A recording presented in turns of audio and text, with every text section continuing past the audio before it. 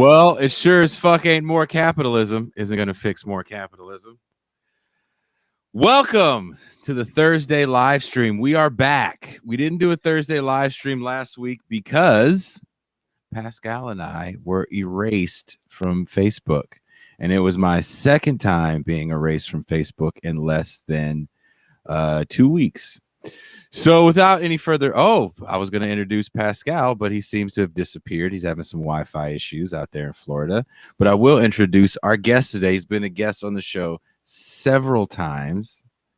He's still the OG show economist. My homie, my dog from down south, Arash Kolahi. Welcome. Thank you. Thanks for having me, Jason. Hey, thanks for coming back, man. It's been a minute. I haven't it's been a while. A lot of things have happened. Good shit. I don't know about good, but interesting. Life shit's a bit sometimes. Yeah, I wanted to play that clip because the topic du jour is Reddit and bankrupting hedge funders, and there's a lot of people on the left that are excited about that, and they're pretty fired up about that. Here comes our friend with bad internet connection right now, Pascal Robert. Welcome. I'm calling you out. Man. I don't know what's going on, man. My internet is kind of shaky tonight. I don't know what it is. It's because you're in Florida. Florida explains a lot of bad things that happen in the world. You're talking right now like a bad karate movie from the 70s because your mouth is moving and no words are coming out. Oh, you can't hear anything? We can hear you. It's just that everything is really weird where you are. Oh, this is not exciting. That's just okay. Now you caught up. You caught up. You're fine now. You caught up. Okay. You're on time. Your lip sync is on time now.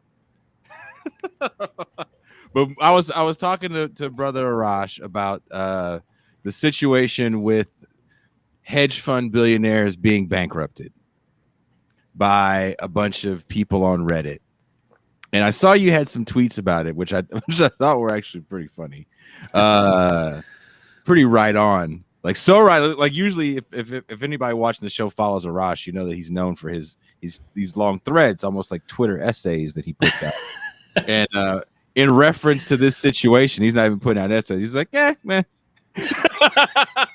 That's all that needed to be said, I think. But what is your feeling about the whole thing? I mean, I understand. Of course, we can be happy that some of the, most horrific people who are betting against, the economy, really betting against brick and mortar stores and have a history of just manipulating the market. And traditionally, that's what they do. And that's what they've done. And these are the same groups of people who've really destroyed the economy several times over. And so I think it's natural to get excited about, what happened. Your listeners probably already know what shorting is. It's basically betting that the price of a financial asset, like a stock, is going to go down. And that's what they did. And some clever folks on Reddit saw that, they were betting it to go down and betting it to go down. And at some point I think I saw that, in order to do a short, you basically kind of like you're borrowing the stocks and then selling them, hopefully at the lower price. Right. But they had done it so much that like 145% of existing stocks were already like, so it wasn't impossible to manipulate because so much of the outstanding shares were being used for shorting, right? And it was, of course, it was clever and well executed. Yeah. And they were able to drive the price up. And one of the things about shorting is that there is no limit, right? The higher, like there is no bottom, or in terms of like what you can lose, right? Or there is no top in terms of what you can lose. So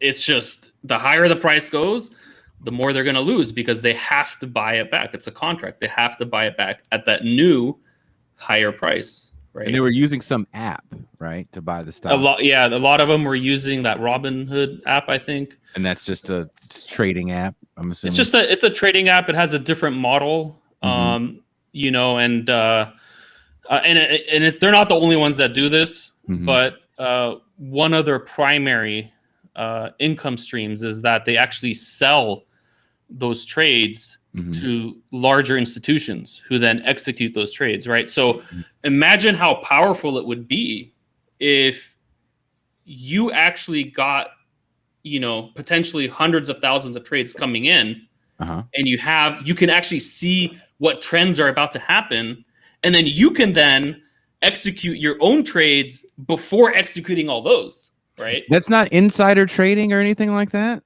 Technically it's not, but it's legal, but it shouldn't be legal, right? It doesn't sound like it should be legal. It shouldn't be legal. No, I mean, these are what they call, you know, the high frequency trading, right? And they'll do them in microseconds, right? And they'll have servers at the exchange so they can get in much faster than any of us, right? And if they can see trends developing, right, or even large orders coming in through Robinhood, or, you know, and again, Robinhood's not the only one to do this, but for them, it's one of their primary sources of income, and so that's why they you know, do the free trades, right?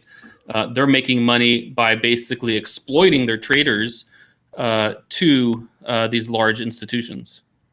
That's insane. Did you have something you want to add, Pascal? I mean, my larger question, right, is that for folks with the politics that we have, where we're trying to really, you know, demonstrate the internal contradictions of capitalism as an economic model, does engaging in renegade trading in a capitalist stock market do anything but reify and validate the existing hierarchy of a system that we know is really about, you know, rendering a small handful of people as winners and a large number of people as losers? No, that's a great question. I mean, some people have pointed out that some of these Redditors are actually fairly well off. I mean, some might be millionaires, some might be, you know, not necessarily poor folks who are able to, you know, some of whom, you know, were able to invest $20,000-$30,000. So that's one aspect of it. I think there's a you know, a perspective to take that, you know, when people are powerless, we seek out any way that we can to sort of justify or right the injustices that are done to us, right? And so I don't think it's a long-term strategy. I really don't. I think, you know, our power really is in, you know, for example, like solidarity, in like a general strike, for example, I think would be a much more powerful and longer term way of building a movement. But, you know, these types of things can spark critiques of capitalism, right? Because it just shows the charade of what a racket the whole thing is, right? Last time I looked, the financial markets were only something like 17% correlated to the real economy. I mean, they practically have almost no correlation to the real economy, right? And so it's absurd. And so while I agree these types of things, I don't think it's really a good organizing tool. I don't think it's going to lead to revolutionary changes, but it may help open up some folks' eyes to just how absurd the financial institutions are in this country. That makes a lot of sense. Why exactly do you think that, particularly in the last 20 years, right, since the rise of the 90s, right before the dot-com bubble, the way in which financialization has dominated news media and has become the barometer by which American economic success has been measured, how much does that help in facilitating the economic model that some would call neoliberalism, that basically leads to a rendering and the gutting of all of our government services and all of our social spaces to the private sector. In other words, doesn't this create kind of like a vicious cycle within itself, that we are surrendering so much attention to the market as a barometer of anything at all? Back to your larger point about how it's not a measure of anything. Yeah, it does. I mean, I think one of the things I talk about on Twitter is that, even the media, if we look at just the mainstream media, from both, the liberal to the conservative side, they're almost entirely owned by, billionaires and the 1%, right? So there is an inherent bias in the types of perspectives we get. So what we define as how the economy is doing is very much through the lens of that 1%, right? I mean, they're the ones who are putting out like the articles or the newspapers or the TV. We know when we watch TV, it's all the same club, right? I mean, yeah, they're slightly different in their factions, but they share interests, right? And for them, the markets do have a much larger say in what affects their lives. But for the vast majority of people, it's mostly irrelevant, right? I mean, look at even today. I was seeing something like 45% have filed for unemployment, right? I mean, people don't have money to invest in the stock market, right? And when they do, it's just a tiny fraction of their assets, right? It's most people are not, putting in 80% of their assets into the market, right? So for most people, the market is a horrible indicator of how the economy is doing. In fact, a much better indicator for the majority of people is something I talk a lot about, which is your relative bargaining power, right? Mm-hmm. Wages in capitalism are a function of your bargaining power. You get what you can take or what you can bargain, right? And it's been a 40, 50-year one-sided class war against labor. So bargaining power for the vast majority is extremely low, right? And that is a much, infinitely more important barometer for the vast majority of people of how the economy is doing. Most people are struggling, right?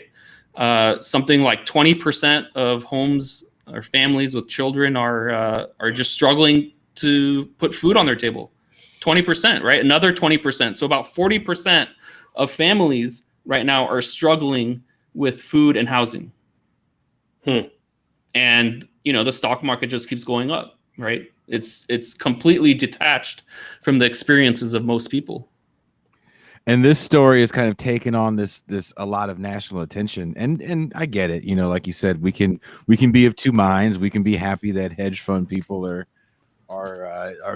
losing their shirt and filing bankruptcy, and we can also look at this and go, well, there's more to this story, and we're still looking at that same number, 30 to 40 million that could be facing homelessness when these really flimsy moratoriums come due, because there still has been no true forgiveness of rent or mortgage. And we have to also be very cognizant of very small landlords. I think when you hear people on the left talk about landlords and wanting to go bad on landlords, they're throwing everyone that owns land in that mix.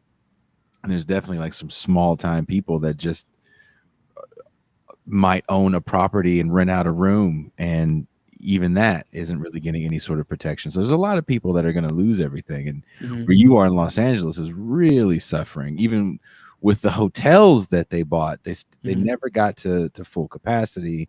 And last I heard, there was like armed police in Echo Park to try to keep people from even helping out with like tent,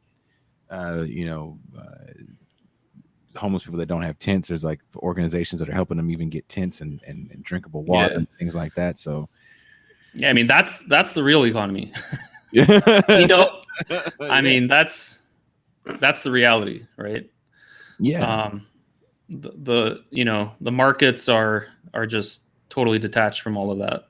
Totally detached. It's a fun. That's why I open it with that clip from the New Wall Street, because this story kind of reminds me of a scene from Wall Street, and that New Wall Street. Ultimately, Gordon Gekko is a shitty individual, and I think that really speaks to where we are as a nation. I mean, the guy, oh God, Jordan Belfort, I think is his name, that The Wolf of Wall Street is based on, who destroyed a lot of people's lives, not just the people that were close to him that you saw portrayed in that movie, but the people that you don't see portrayed in that movie that suffered from what he did financially. And he talks about the stock market on, was it Fox News? And is a trusted source because, you know, he's the guy that made all the money. And that's kind of how those things are. I don't know if either one of you guys have ever been to one of those seminars where these shitty stock guys have even served time or speaking, and people are kind of sitting on every word they say because it's like, wow, that guy made, you know, $100 million trading stock. What an awesome dude. I want to hear his tips on how to do dirty shit with money. Yeah.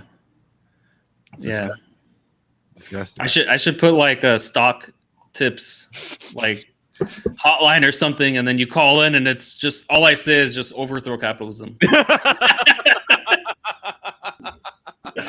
Because the whole thing is just absurd, right? Well, I mean, it goes back to like what you call capitalist realism, right? Is that like all of this, like, you know, the stock market, the media, television, just advertisements, it's all based on like validating the system within its own kind of, you know, ideological matrices, in which we come to the conclusion that there are no other options besides this. This is the best way. This is the wonderful way. This is the most effective way. Aren't you happy? And you know, why are you not happy? What do you mean? What's wrong? What do you mean you think something's wrong with the system? Yeah. And again, and you know what's really crazy about that is, like, if capitalism was so great, why would you have to invest so much into propaganda about how great it is? That's right? a really interesting question. You know what I'm saying? Like, if it was just like the greatest thing and people were happy and fulfilled and it was amazing, then like you wouldn't need entire industries of you know, think tanks and industries of the media to constantly like bang into people's head like, oh no, this is the best. This is the best. It's a good question, you know, because there's so much investment in trying to protect the exegesis of the actual system and stop people from presenting any kind of challenges to its function when it's a system that's based on rabid exploitation, you know, and that is at its best what it has to do. It's a boom and bust system. You know, we're due for a bust sometime soon. I hope it doesn't happen anytime soon, because I think the next bust will be a bad one. You know, and I wanted to ask you, Arash, is that, you know, what exactly do you see as the kind of facing in this moment economically in society that our political system is not really prepared to try to address because of how we're stuck in this kind of right-left kind of matrix, if you will? I think the audio cut out for a second. Can you repeat? I was saying that what are the economic crises that our political moment are not really up for addressing because we're stuck in this kind of right-left matrix? Gotcha. Well, I mean, there's a lot of things to look at, right? I mean, I think in the immediate sort of short term, I think one of the big things, you know, that's on the table that a lot of people are talking about is increasing the minimum wage. I think that would do, you know, a lot to lift a lot of folks out of poverty, and kind of start heading in a better direction in terms of what we've seen over the last 40, 50 years, right? There's been the largest transfer of wealth upwards in history, and you know, some slight reversal of that to get money into the hands of people would certainly be a good direction to go. Right now they're talking about 15, and I personally think that's too low. I think what we should aim for on the left is 25, which is more closer to a living wage. And there's a lot of good arguments to be made that we can have a $25 minimum wage, national minimum wage. I think it's more comparable to what the minimum wage was in, around 1968, which is what a lot of people kind of use as like the reference point for minimum wage. If we look at just inflation, in 68, it was something like $11 an hour. So it was even, just only taking into account inflation, it was already a much higher minimum wage. But inflation doesn't actually tell the whole picture, right? It's more about the comparable standard of living and the type of life you could have in the 60s with the minimum wage, right? And I think that's closer to like $24, $25 an hour in today's dollars. And I think that's one big thing. And I think we need to push for 15 and we need to push for 25 right after that. Because we need, and there's a lot of good arguments. There's a lot of good economic arguments for how it would actually revitalize the economy, right? Heading that into that direction. People, when people have money, they spend it. And that will stimulate the economy and will kind of get businesses going and whatnot. Of course, we're in the middle of a pandemic. So I think, a huge thing right now is we got to get, we have to pay people to stay home. If people have to work, they're going to work. And that's not, that's not how we can end this. I think the $2,000 a month that was kind of proposed by Sanders and others is a good policy. I think it's good economics and it's good public health policy in the sense that, we need to pay people to stay home so that we can get through the pandemic. So that's another thing I think is big. I think, short term, those are probably my two biggest things. Of course, Medicare for all as well is a huge one. It's unbelievable that we don't have, single payer healthcare in this country. And I think that would also be a huge thing for most people to get them the healthcare that they need. And again, there's plenty of studies that show it's not only is it economically viable, but we would actually save money as a country on the costs and the waste really that is put towards insurance companies. So I think all three of those are economically viable. And like you said, the only reason we're not getting those is because of political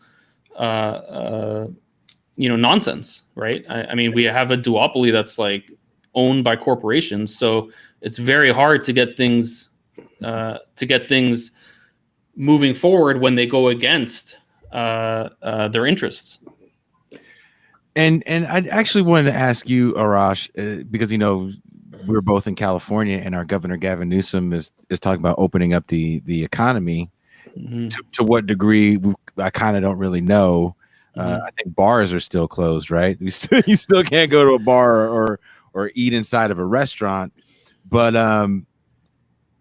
what was your first reaction when you heard that Gavin Newsom was going to open up the economy? And shout out to Joe Payne, who just said, can we call Medicare for all an economic stabilizer? Yeah, absolutely we can. And I think that's a good way to frame it. And again, if we're talking about the real economy, Medicare for all would be huge for the real economy for most people. But yeah, no, I was definitely shocked. I think like ICU is at like 0% down by you, yeah. Right. I mean, like there's no more capacity. People are like in hallways. I've had a family member who passed away. Oh, and sorry. It's like, from COVID. And it's, it's so, the whole system is so overwhelmed, right? That we don't even have the infrastructure to deal with what we're going through now. So the idea of opening it up, I just think is disastrous, really. I mean, with no plan in place, if we can't pay people to stay home, for a couple months to like really curb this rise of COVID cases, how are we going to open up without it just being another disaster? Oh, I agree. Someone says, I don't know if this is Jeff Kennedy, who was a guest on the show last Tuesday. COVID is like a real-time eugenics program. Shaking my fucking head. Yeah. Is it Pascal? Is that Jeff? No, I don't know. I can't tell. It does feel like a real-time eugenics program because I've talked about it on this show several times about working with the unhoused community here in Oakland and where these hotels are that they're buying. Let's keep in mind that the hotels that the state of California is buying are not in super desirable areas. So you're talking about kind of, I wouldn't say all run down because the one I was at wasn't that bad actually, but some of them hotels is nasty and they were pretty much just glorified, dope bins and brothels, and they were in areas that are economically strapped. Where most of those hotels were in Oakland were by the Coliseum where the former Warriors played and the Raiders played and the A's are moving. So there's nothing going on over there. So there's just a series of little encampments all over that area.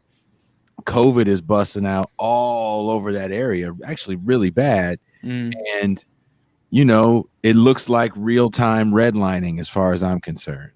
So that comment about it being real-time eugenics, I feel that. Yeah, I mean, I want to shout out our friend Janice Graham, who's watching the show. She's catching us on Facebook. But I wanted to address one of the things that we on the left we try to promote these humane solutions. For example, increasing the minimum wage, Medicare for all, and federal jobs guarantee, for example.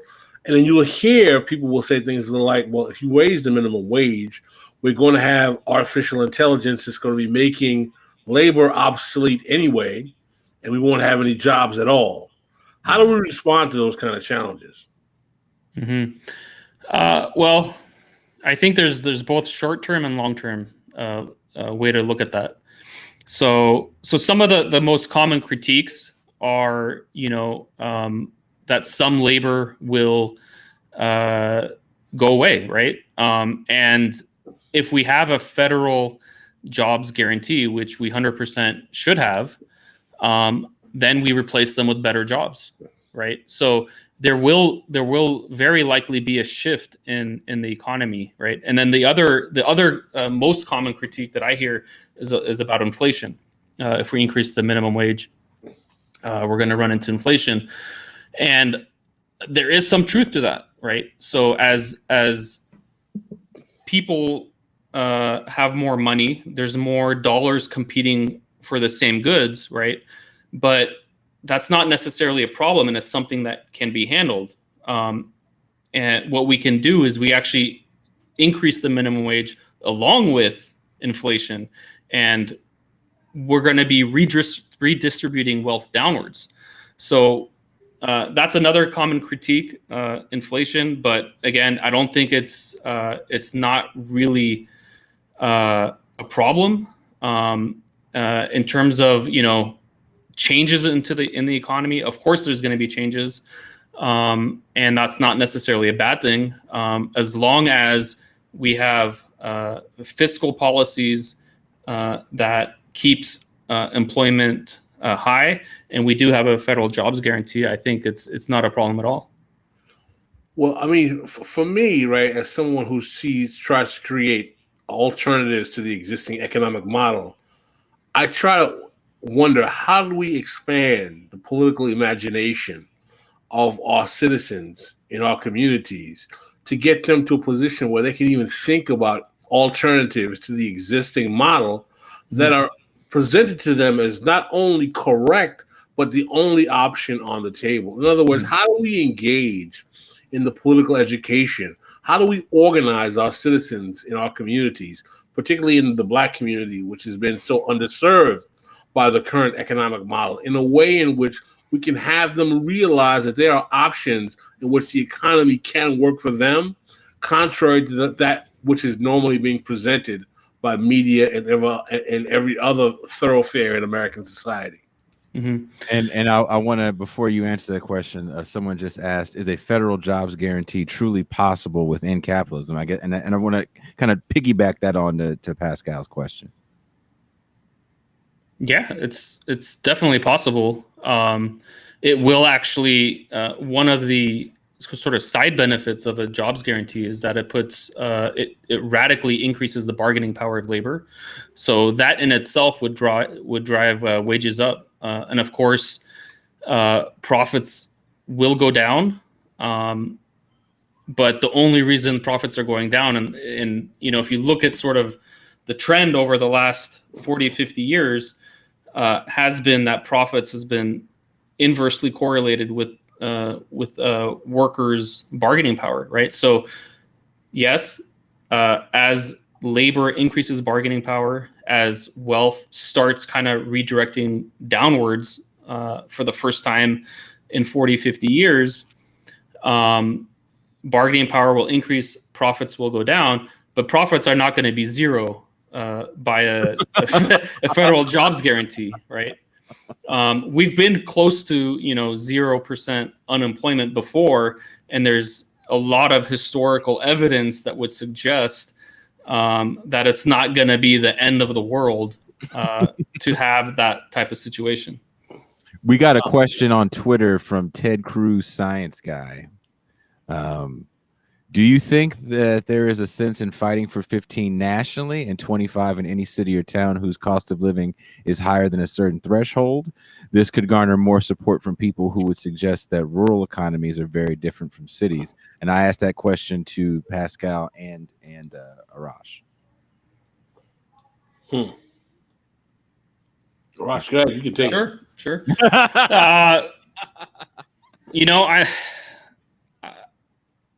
I'm of the belief that we need to constantly be pushing leftwards. I'm not gonna shoot down the $15 minimum wage, although I believe it's too low, because of course it's part of a trajectory. If it's part of a trajectory towards more fair and equitable wages, I think we should all be for it and we should support it. But I don't see that as the end game.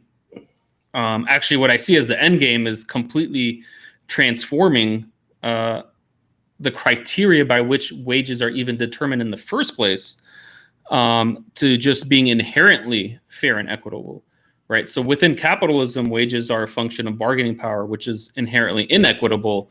So everything we do other than fixing the root problem is just a Band-Aid. Right. So 15 is a Band-Aid, 25 is a Band-Aid, but those are Band-Aids that dramatically will improve people's lives. And so certainly we should support that.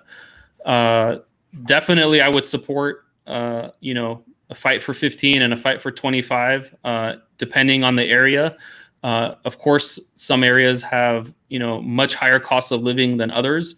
But at the end of the day, I feel like we got to constantly push left, and we got to push to eventually, going to Pascal's question, change the entire system where that it's not about the next Band-Aid, but having an economic system that inherently and systematically will just deliver fair and equitable wages. And I think that's where we ultimately need to talk about, and that's ultimately where we need to go.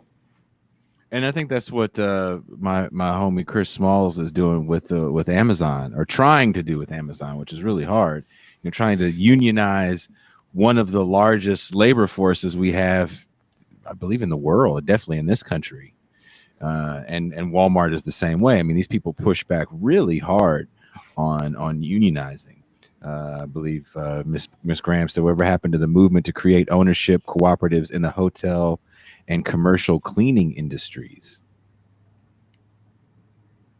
Do you guys have any comment about that? I'm not familiar with that one.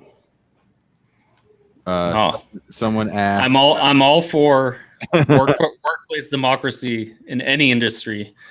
I'm definitely a strong advocate of transforming workplaces to be, participatory and democratic and worker run in any industry. And I think ultimately that's kind of the direction that we should want to go.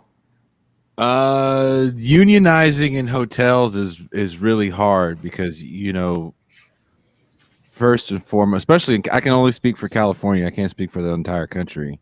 A lot of hotels hire illegal labor or undocumented citizens for a reason, because they don't want to deal with unions. And I don't know how you guys look at that.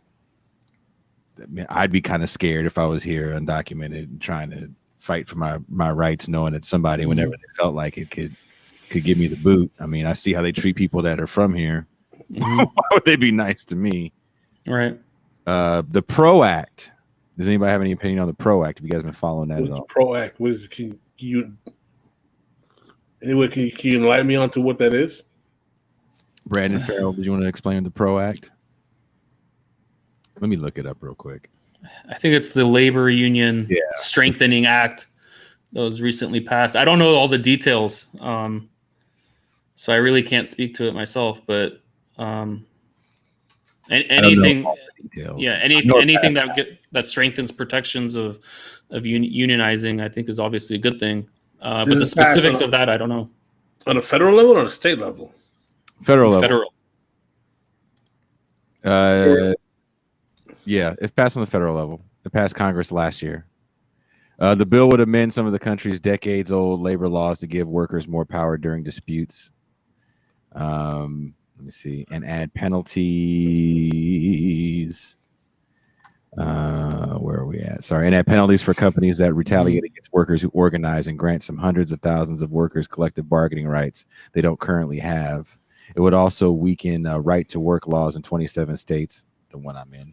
That sounds like some kind of advance. Employees to forego participating in and paying dues to unions. Yeah, those are all good. Did Donald Trump sign that? February 2020. I think it was in the House. It passed the House. Yeah, it passed the House. Oh, okay, so it's not the law of the land yet. This is something that's I'm about to say. Hold on. How is this possible? No. Brandon says pass the AFL-CIO. That's all I know. Oh, Janice Graham knows all about it. What she says, it says protecting the right to organize protects the basic right to join a union by introducing meaningful enforceable penalties for companies and executives that violate the workers' rights, expanding workers' collective bargaining rights, and closing loopholes that corporations use to exploit workers, strengthening workers' access to fair union rights, and requiring corporations to respect the results.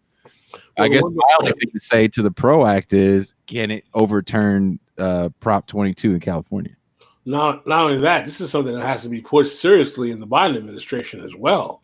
Absolutely. If they want to bring he ran on, and not too many people echoed these sentiments, because I don't think it's sentiments that people really understand, even really echo, that he was going to be pro-labor. So we'll see. It's sitting in the Senate. So what is it sitting next to? You got the COVID bill, and it's sitting next to the $15 minimum wage, and that's supposed to be over 6 years. Something ridiculous. 2025, right? So 4 years. Yeah. So by the time you actually get the increase in the minimum wage, the rate of inflation will make it pretty much $7 an hour still. That's just and that's what he ran on, right? Yeah. It's ridiculous. We signed a law in Florida increasing the minimum wage to $15 an hour. It won't become valid in 2026. What is the sense? Let me ask you guys this. What is the sense of running on these laws or these bills that you want to pass, this strong legislation, because it becomes the rhetoric that we hear over and over, especially in mainstream media, right?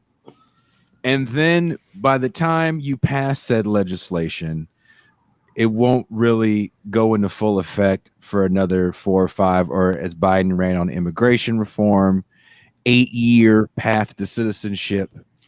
What is the point of doing that? Because don't you end up losing power down ballot in your congressional and Senate races? I think that the assumption you're making is that we're assuming that the purpose of our elected officials is to fulfill policy that benefits the population as opposed to the donor class. Mm-hmm. And I think that that's a position that I've abandoned a long time. And I realize the bipartisan consensus, regardless of it's Democrats or Republicans, is to adhere to the initiatives of the donor class before the actual voting public. Janice Graham says it's just lazy reporting.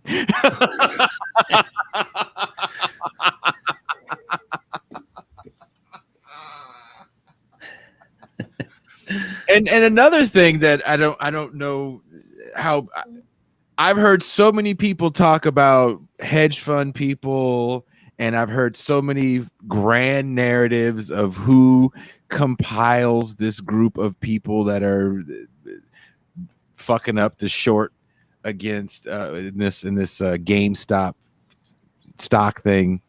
I'm not hearing a lot of people talk about the vaccine rollout and the horrible situation that the Biden administration is walking into. Pascal and I were talking before you got on, Arash, and I was like, Joe Biden and Kamala Harris, their administration pretty much walked into a very messy teenager's room and have been tasked to clean it. And I do believe that there was no national plan, no federal plan for the rollout of the vaccine. And we're seeing situations like I read a Washington Post article in Philadelphia. I was telling Pascal about this earlier, and I don't know if anybody watching heard about this, that the city had tasked this nonprofit called like COVID Vaccination Philly. There's a bunch of college kids, and they didn't know how to administer vaccines. They didn't have any plan. They got all this city money, right, to do this shit for these vaccines. Philadelphia is, I think it's majority a black city. Only 12% of the black population is even getting these vaccines. When these kids were supposed to go down to the black area of town, and these people had made appointments to get vaccinated, when they got in line to get their vaccine, the nonprofit was like, "Oh, we're all out. We fucked up. Sorry." And it was a bunch of elderly people, and a nurse that was there to help out. A registered nurse says she saw the guy that was the head of the nonprofit stuffing vaccine vials in his book bag and running out. And then the kid was on Instagram and Snapchat taking pictures, vaccinating his friends and getting vaccine himself. Wow. It's a disaster. Janice Graham made a killing on GameStop. Did she? She bought the stock in 2001. Bullshit. Yeah, she bought in 2001 for. Show me the receipts, or I don't believe it. She did. She said she bought it for her grandson. I think she posted something on Facebook saying she posted it for her grandson. No shit. And the rally put some serious coin in her pocket. Now, if I'm not mistaken, GameStop got some PPP money. I wouldn't be surprised. I wouldn't be surprised. And like a lot of these companies that got PPP money, they laid some people off. Yeah. That's Yeah, well, very common. People were expecting the company to go under for a long time. Yeah. Who the fuck plays video games like that anymore? Yeah. Everything's online. Yeah. Janice was a big gamer in 2001. No, but it like what is your guys' take on a lot of what we're seeing in the COVID economy? Because COVID has definitely thrown a larger monkey wrench into an already fucked up situation. I mean, I think the COVID economy is a non-economy. I think that it's almost an oxymoronic term to call it economy. I mean, we're seeing whole businesses devastated. The food and restaurant industry is collapsed. Devastated. I mean, the ability of people to recover economically is abysmal. And, we're now talking about new strains of the virus. When we're saying COVID economy, what does that mean? I mean, I'm not hearing anyone talking about how we're actually going to have a functioning economy.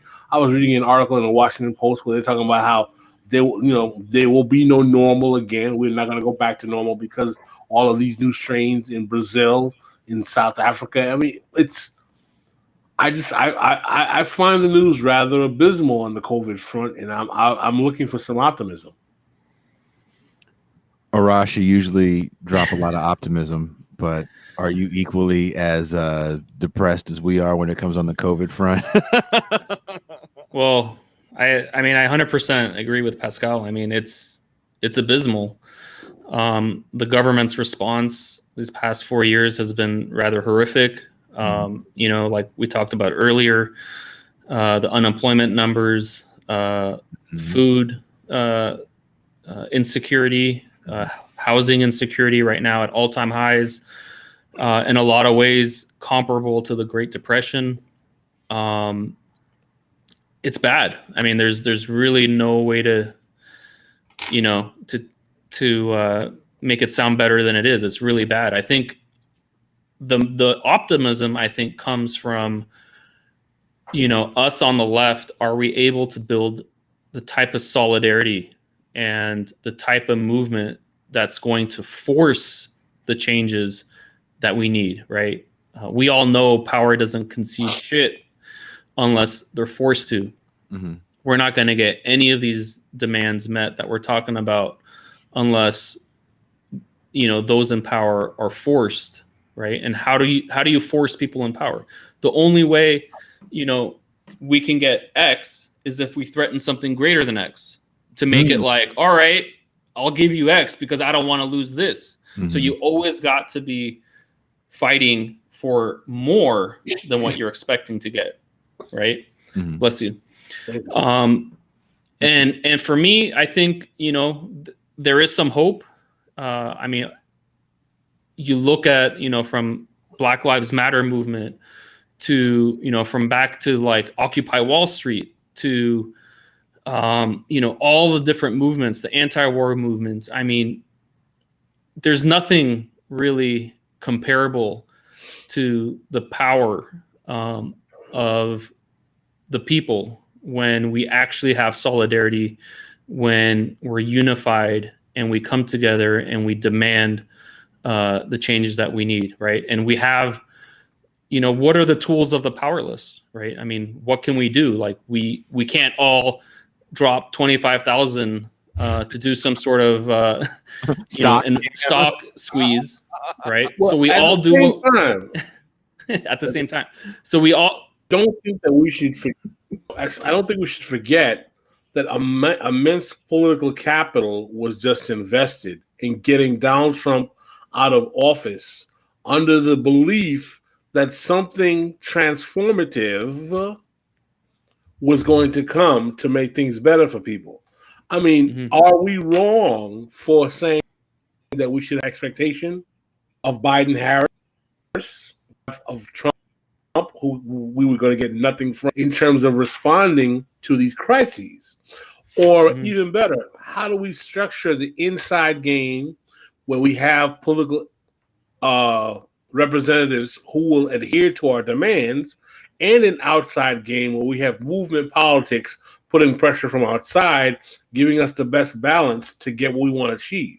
Well, I just want to say this before you guys have your very thoughtful, smart guy answer. I'll give you my silly, high school educated answer to that. Someone tweeted out the other day, he said, oh, look here on the right. And it was like the GOP had all got together. I forgot what they voted on. Maybe it was like to not, what do you call it? Because the Trump impeachment is still going on, or is it over now? I forgot. I'm not really following it. I think it's going to the Senate. Is it going to the Senate? I forgot what the vote was, but there was some vote where everybody in the GOP voted the same way. And this guy said, look, on the right, these guys understand power and they understand solidarity. He goes, on the left, you got vegans and vegans and vegetarians want to punch each other in the face. and there's something to be said about that, even from an electoral politics standpoint. And I probably will get some shit from this, and that I don't care. Shahid Buttar, who's a friend of show, literally got thrown under the bus by the left. And I don't know if he would have actually beat Nancy Pelosi or taking on the entire Democratic establishment, and that's saying a lot. But what torpedoed his campaign, was it really worth it in the long run when we talk about things like power? So inside outside game, I just don't know if the left really has it, Pascal, because I don't know. I mean, we're still debating if there is even a thing called the left in the first place. Mm-hmm. Yeah, I mean, all I could say about that is just we don't have a choice.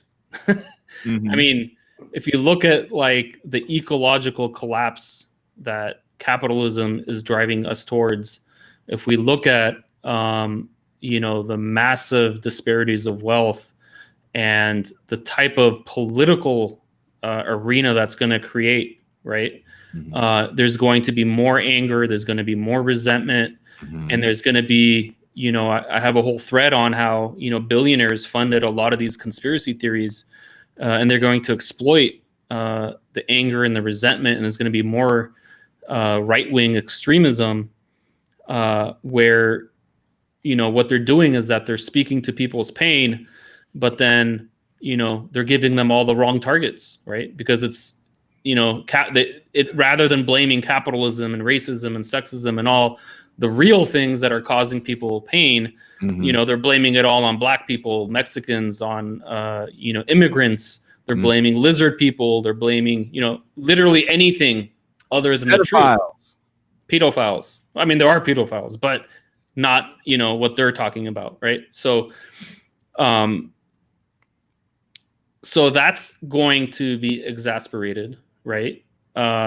So these are massive problems that if the Biden administration right now doesn't actually improve people's lives in a very meaningful way, it's going to actually get worse, right? So like the next Trump is going to be a worse Trump, Mm-hmm. and it's not going to be a good situation, right? So I think us on the left, going back to the original question, we don't have a choice. We got to figure out our shit, right? We have to figure out how are we going to build solidarity, right? I personally believe we got to tie our oppressions to one another, right? Because they are all connected. Racism is connected with capitalism. Capitalism is connected to sexism, right? Homophobia, transphobia, all of these things, they're all connected, and they're all used by those in power to continually keep us, right, fighting with each other, and to continually keep us separated. Because what is our most powerful asset? Our most powerful asset is solidarity. That's why they work so hard to tear us apart from each other. Okay, so we don't have a choice. We got to figure out the solidarity question. We have to figure out how we can support one another in our movements, right? Show up for one another in our movements, Mm-hmm. and multiply our movements, and create an environment that's not hostile, right? Like nobody wants to join a sexist. I mean, women are not going to join a sexist movement, right? Yeah. People of color are not going to join a racist movement. We all have, like, we have to look at ourselves too, right? And deal with our shit. We got to build solidarity, and we got to look at it like our lives depend on it, because they kind of do, right? Yeah. It really does. I mean, like, we really got to figure this out. That's why we're here right now. And I feel like the people that are watching it are here right now for that same reason, because they understand we're not just, people pontificating on make-believe politics. This is like, we're asking real substantive questions here. Like when this person, Brandon Farrell, says inside game or outside game, I don't give a fuck. The left just needs to have a game. I agree with you wholeheartedly. Yeah. Because I'm watching too many shows on make-believe votes and Reddit people scamming stock guys, and not like, well, what's really going on? Yeah. Because none of that shit is affecting. To me, one of the biggest keys on that point, the inside or outside, right? Do we go electoral politics or we go movement building, right? To me, it comes down to this: is that doing one of those does not preclude the other, right? If your thing is movement building, you can do that, right? Like, you don't have to focus all your time tearing down others who believe that the way forward is through the electoral political system, right? Just do your thing, and build alliances and build allies across, those who might want to work from the inside. I personally believe, and my understanding of history is that most progressive, most left changes throughout history have originated and have been built from movements, and it's always been pressure from movements that have made changes to the political system. But I'm not going to waste my time like tearing down, AOC or whatever for not doing X, Y, and Z. Yeah. Because like, what is the point of that, right? Mhm. She can do her thing and I can do my thing, and what she's doing is not only is what she's doing not hindering me from building a movement, but if we actually look at it as us being able to support one another, we'd both be more powerful, right? If AOC actually had a powerful movement to push through more progressive legislation, she'd be able to do more things, right? And same thing for the movement. So why even, what's the point of that infighting right there, right? Yeah, it was silly shit, because it's easy to pick on somebody that's popular, because then you can start having these overly cerebral conversations with other smart people, and people. I think there was good intentions in the conversations, but at the end of the day, to your point, it wasn't really about shit. Like, my congressman is Barbara Lee. If you want to give me, you know what you should do, Jason? If you really want this, you should push Barbara Lee, and you and your people should get together and push her to do something, and start pushing all these Congress people, opposed to pushing somebody that ain't even in my fucking state. She ain't even in my time zone. Yeah. So I thought that was kind of silly shit. Yes, I mean, I don't know what's more important than figuring out solidarity right now. So, exactly. I really don't. I honestly can't think of anything more important, because like everything that we're talking about, from minimum wage to Medicare for all, to everything that we're talking about, we're not going to get shit until we have the solidarity to build a powerful movement to demand that. Because listen, we got a corporate duopoly, right? You both said it. Republicans, Democrats, they're both owned by the donor class. They're owned by the billionaire class, and they will always look out for their interests. And they're not going to look out for our interests unless they are forced to. And the only way we're going to force that is if we show the power of a movement and we threaten them with that power. Speaking of real quick, because I know the time is getting a little long. Pascal, did you want to talk about that article you shared with me about real quick? Yeah, there was an article that I saw that was talking about the joy of organizing Black politics against white supremacy in this current age. It was talking about how the wondrous feeling that we have about having Kamala Harris and the senator from Rafael Warnock, and how we should feel like this is a revival of Black politics. And I think that, getting in a sense of euphoria about just having elected officials is not necessarily the best use of energy. I think that if you want to celebrate that you help get people in power, okay, fine. We're human beings. I understand that. What's more important is strategically developing the kind of politics where you need to effectively put the pressure on these individuals so that we know exactly how we can get the kind of policies that we demand from them, instead of celebrating the simple kind of like, oh, yes, we have more Black elected officials, because that type of kind of rendering, symbolic type of politics is not going to deliver on the substance. We've got to get beyond that and get really to the substantive heart of the matter, and things will not be until we're delivering in a short period of time. We've got a 2-year span before the next congressional election to try to get some deliverables. We don't have time to be applauding and taking victory laps for getting people in office, because in 2 years, you best believe the Republicans are already waiting to try to take back the House and the Senate. So this is not time for this circling around having victory laps. This is about the time of building solidarity, developing agendas and consensus to put pressure on the elected officials to get what we need for our constituencies. And isn't this the same folly of the Obama administration? It's the He same. walked to Exactly. House and the Senate majority, and 2 years later didn't have it, couldn't get anything passed, and that became like his. Well, can't get anything past that Republican Senate. Hopefully the fever will break. Breaks the fever. Keep trying. Fever will break. Someone asked, Bernie had a large political base with plenty of solidarity. What happened? I don't think Bernie had the level of solidarity that we would like to believe. Maybe Bernie's mistake was challenging all of that energy exclusively into electoral politics and not developing a movement outside of electoral politics. So I actually spoke to Arash. I actually spoke to Mike Davis, who teaches at Riverside, and I cut a clip. And that's actually a clip of Mike Davis talking in our conversation that we had. And he brings that up. And because I asked him this question, I said, did Donald Trump succeed where Bernie Sanders failed? Donald Trump is talking about actually forming a third party. And there's a lot of people that felt that Bernie Sanders should have ran outside of the Democratic establishment. And Mike Davis disagreed. He said that no, the problem with Sanders was he didn't have any working class coalitions that he was building outside of electoral politics. So it was all electoral politics.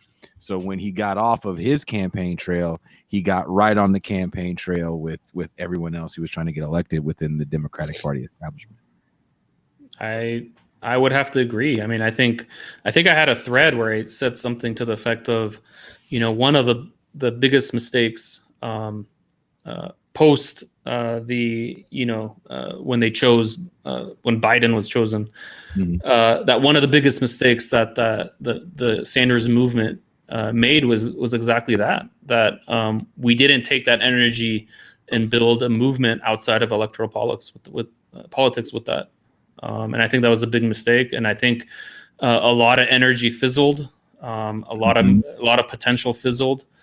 And again, like I said, it's like crying over spilt milk. Like, we're here now. We don't have a lot of choice. We don't have a lot of time. Like, we got to figure it out. We got to build up solidarity. We got to build movements, because we just can't. Like I said, the next Trump is going to be worse. And as people become more and more desperate, more pain and more suffering, it's going to be exploited. And like Pascal was saying, like, these next couple of years are going to be pivotal in terms of what direction this country goes, right? I mean, are we going to really materially benefit the real economy, the real folks, right? The majority of people, pull them out of the cycle of poverty, and give people real substance, right? Are we gonna make their lives better?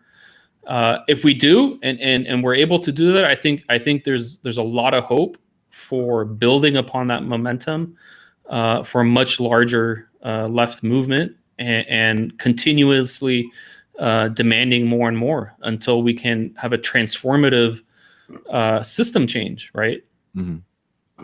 So I don't believe in some people believe that things have to get worse to get better, that you have to have like the absolute devastated like people to like have a revolutionary moment. People want it. I mean, there's all, you could look throughout the world. I mean, there's countries around the world who have absolutely devastating economies with the vast majority of the population in extreme poverty, and they're no closer to revolution than we are, right? So that's just not a good way to think about it, right? I think the way to get people to actually get involved, to make changes, is not this sort of nihilistic approach, but rather building hope and building solidarity. That's why I'm showing this book right here from a guest we had on the show recently, Astra Taylor, who's also part of the Debt Collective organization, was on the Majority Report. Can't Pay, Won't Pay is the book. It's on Haymarket. Go get it if you can. But it's definitely about forming debtors unions.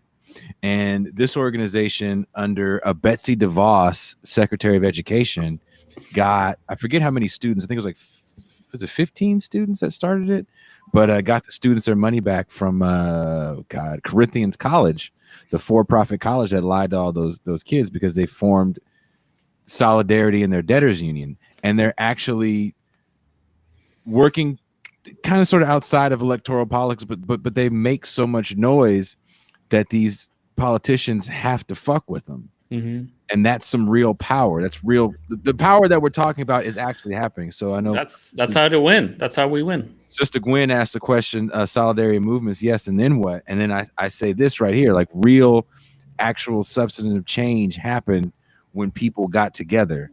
And it's not just a Twitter phenomenon and a trending hashtag. This was actually real people saying, fuck it, if we all get together and don't pay this shit, we get some power in that debt. So, yeah. she says, keep hope alive since Jesse Jackson no more will way past hope. Yeah. I think you always need hope. Hope. We don't want to be hopeless, right? Yeah. I think that the word was just, I think everybody hates the word hope now because of the Obama administration, right? Because that was like their thing, hope and change, but then like nothing changed. So it really gave hope a bad name.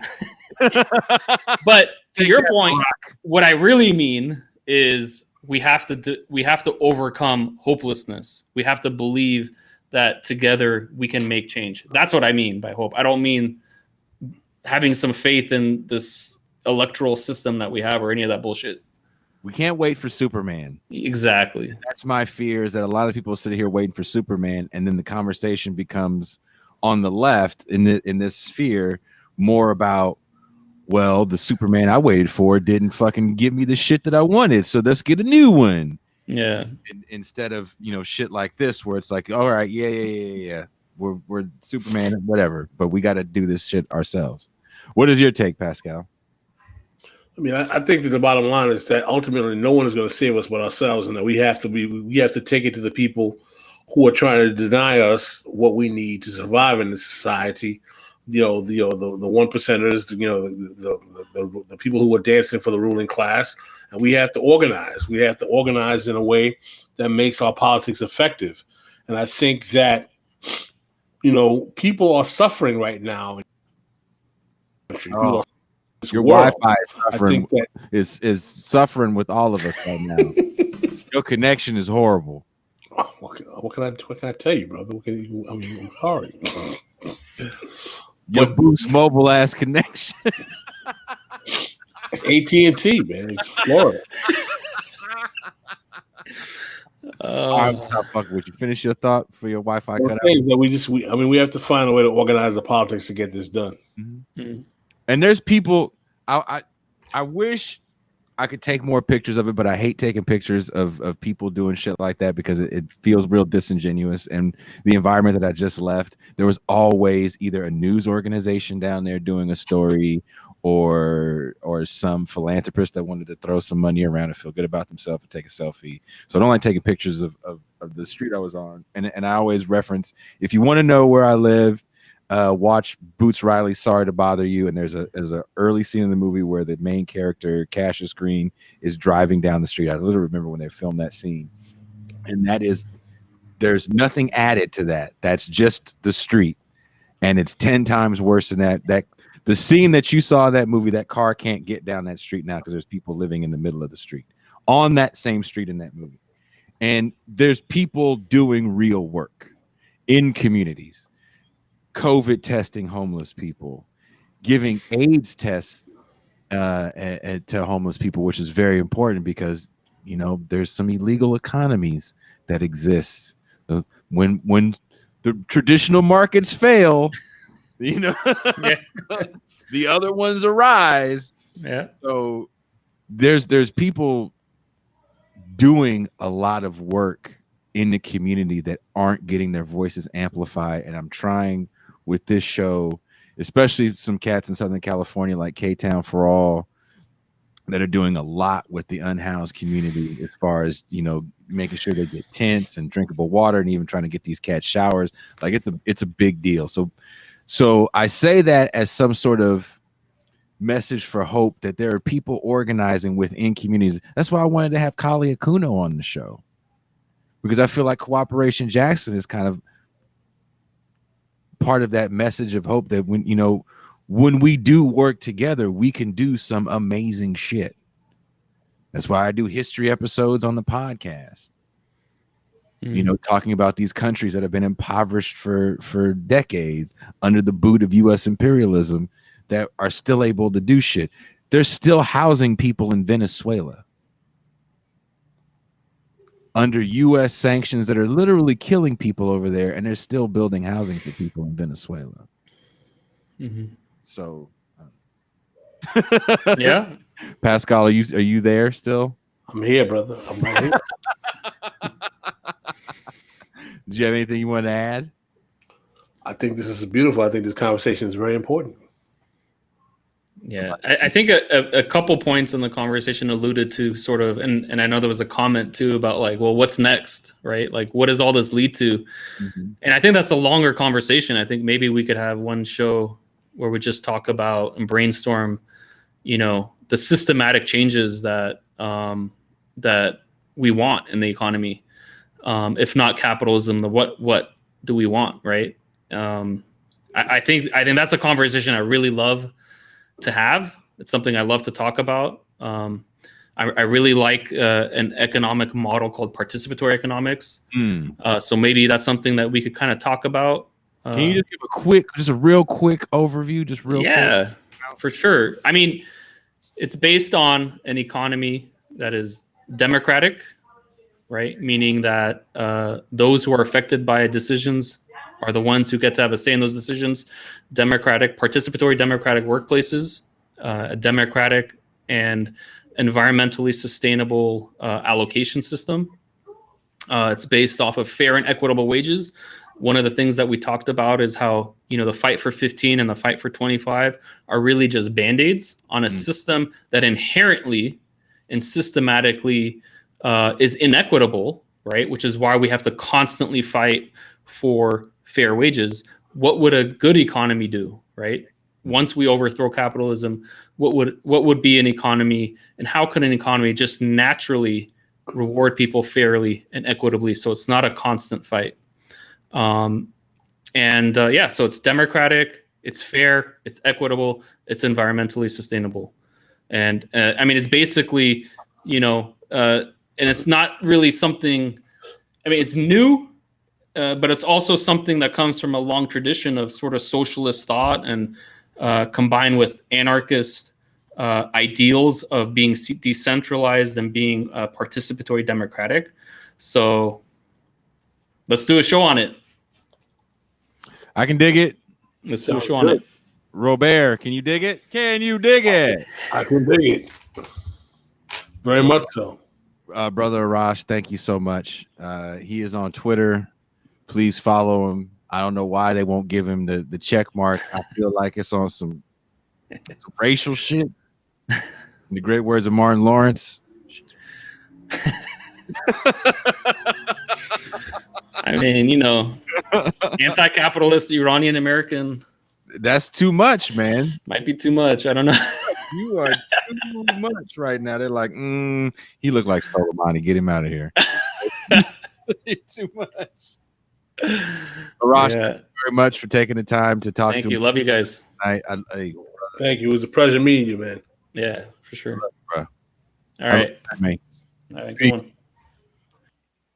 That was Arash Kolahi, economist, fellow leftist, all around good dude. I think that's like the 5th time he's been on the show. I'm glad I got a chance to meet him, man. He's a good brother. He's a good dude, man. I like his politics. Next week, I believe we are going to have, I'm going to call this out right now, even though it's not confirmed. Next Tuesday, we'll be speaking with Professor Dylan Rodriguez, who wrote the book White Reconstruction. I spoke with him on the podcast a few weeks ago. So if you listen to the podcast, SoundCloud, Podbean, Apple Podcasts, Spotify, wherever else you get your podcasts, you can hear that episode. And if you're a patron, you can hear the bonus conversation we had of him just going off on Van Jones. He's been dealing with Van Jones as an adversary to change for the last 25 years. So he had some hilarious takes on Van Jones. And just recently, some people threatened his life and the life of his family, calling him an anti-Semite because he said some pro-Palestinian things recently, I think at the university. So love to have him on to talk about that, and also his book, White Reconstruction. Saturday, we're doing a stream so we try not to have guests other than Tuesday, but we're having guests now. Fuck it. Fuck it. We're going live. We're doing it live. And that's my Bill O'Reilly from Current Affairs. Only OGs know that.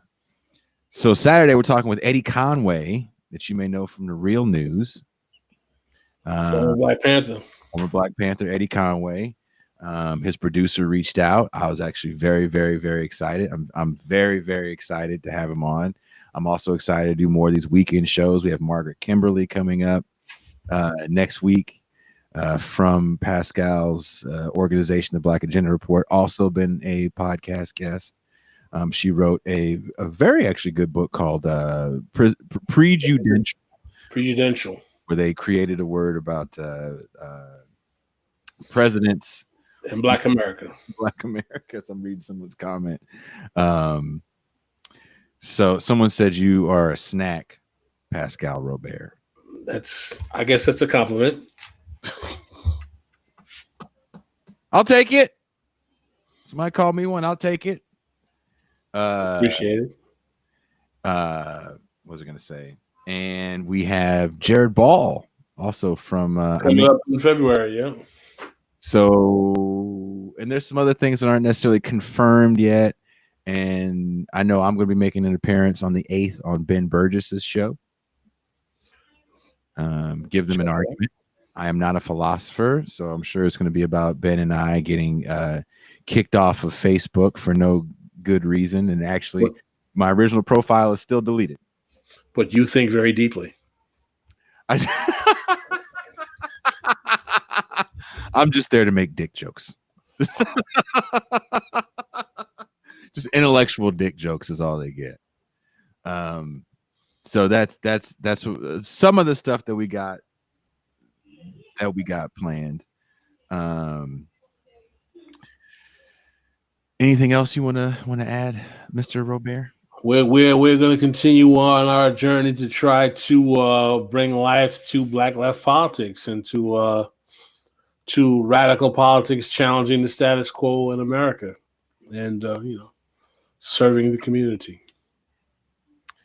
And I do want to say this. I forgot to say this actually before we leave. So I don't know why we got. So I think we probably got rated from. Oh, don't forget, we got to thank all the people for the retweets and the huge shout out. So Shahid Buttar, huge shout out to Shahid, retweeted our show. So Tuesday we got to speak with Fred Hampton's lawyers.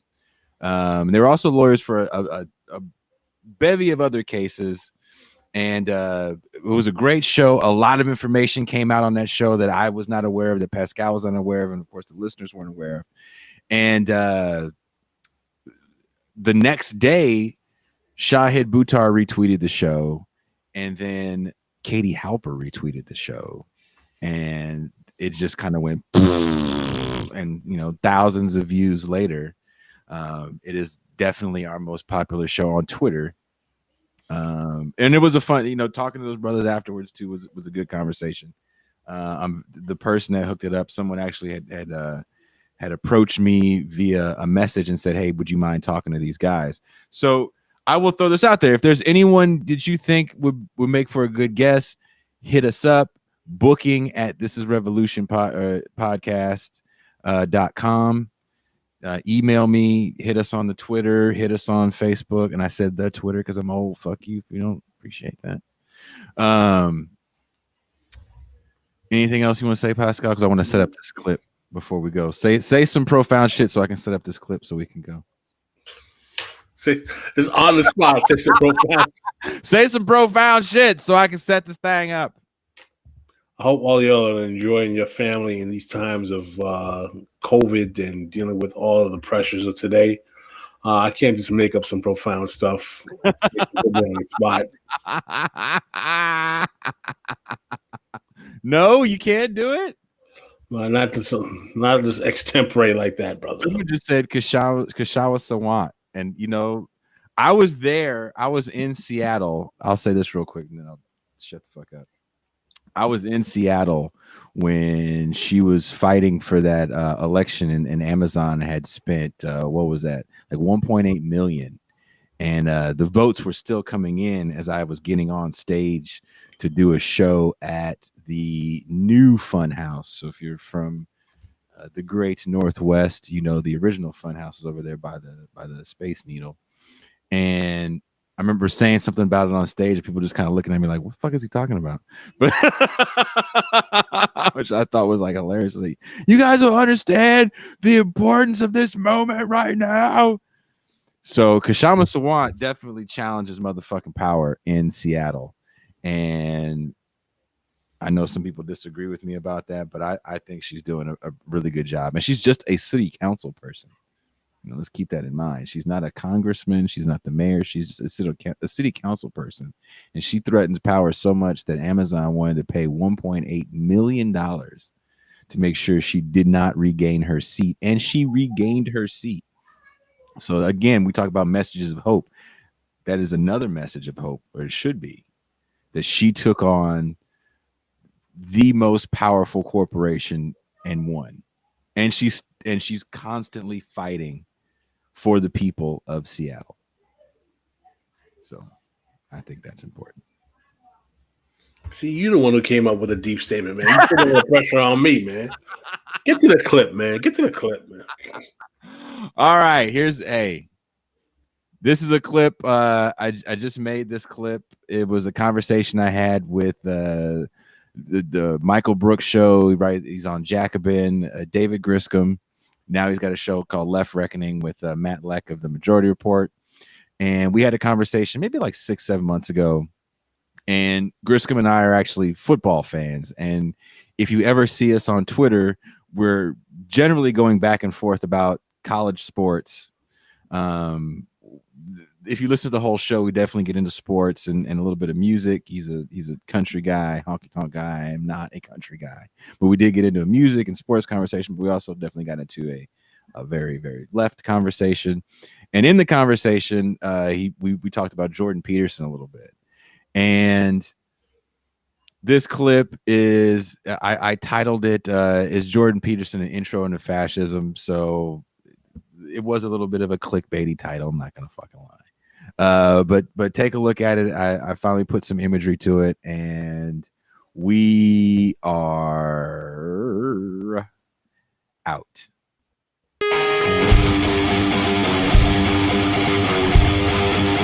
Because what Jordan Peterson is trying to do is to say to people, you feel bad about your life. The problem is that like you're not cleaning your room and that you're challenging authority and questioning the system too much, which is like a really dangerous piece of advice to give. Man. People, like real talk. I'm gonna give you real talk. I was doing a little radio thing out here in San Francisco, and this dude was kind of echoing some Jordan Petersonisms when it came to Venezuela. This was a year or two ago, and it was kind of enraging me because I was like, you don't even know anything about Venezuela. Like, you think Venezuela is this magical communist land, and you don't understand there's capitalism there. And he said something else that was like a Jordan Peterson quote. I can't remember what it was, about Marx. Oh, classic.